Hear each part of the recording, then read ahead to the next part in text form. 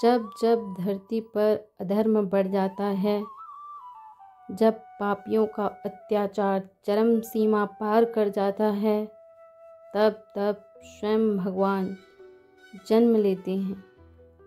आज हम सुनेंगे श्री कृष्ण जन्म की पावन कथा।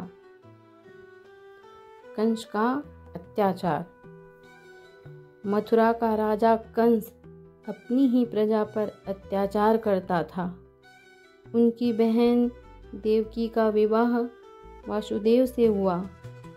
विवाह के समय आकाशवाणी हुई, हे कंस, तुम्हारा विनाश देवकी की 8वीं संतान के हाथों होगा। यह सुनकर कंस क्रोधित हो गया। उसने देवकी और वसुदेव को कारागार में कैद कर लिया। हर बार जब देवकी संतान को जन्म देती, कंस उस मासूम शिशु की निर्दयता से हत्या कर देता था।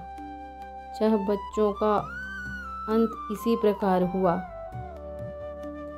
समय बीतता गया और देवकी की गर्भ में 8वीं संतान जन्म लेने वाली थी। उस रात अंधकार घना था, परंतु कारागार में अद्भुत प्रकाश छा गया।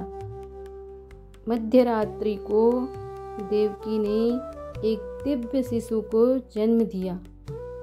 नीलवर्ण 4 भुजाओं वाले, हाथों में शंख, चक्र, गदा और पद्म लिए हुए। देवकी और वासुदेव ने हाथ जोड़कर कहा, प्रभु, आप स्वयं विष्णु हैं, आप ही हमें बचाने आए हैं।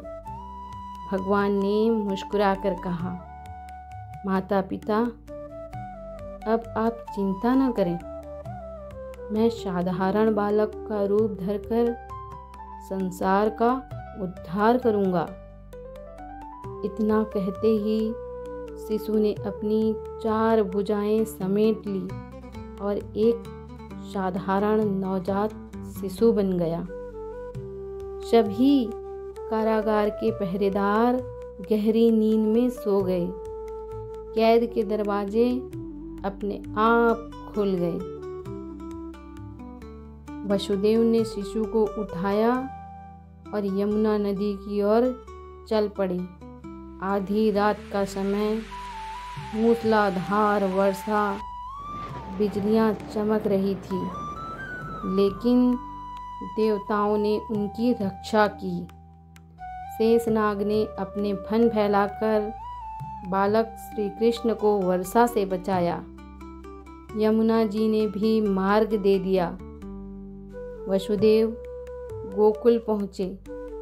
वहाँ नंद बाबा और यशोदा का घर था। उसी समय यशोदा ने भी एक कन्या को जन्म दिया था। वसुदेव ने दोनों शिशुओं को बदल दिया। कृष्ण को गोकुल में छोड़ दिया और यशोदा की कन्या को लेकर मथुरा लौट आए। सुबह होते ही कंस को समाचार मिला कि देवकी की 8वीं संतान का जन्म हो चुका है। वह दौड़ता हुआ कारागार पहुंचा। उसने कन्या को उठाकर दीवार पर पटकना चाहा, लेकिन तभी वह कन्या देवी योग माया के रूप में प्रकट हुई। उन्होंने हंसकर कहा, अरे मूर्ख कंस, तेरा संहार जन्म ले चुका है, पर वह यहाँ नहीं है। वह तो अब गोकुल में पल रहा है। यह सुनकर कंस भयभीत हो गया।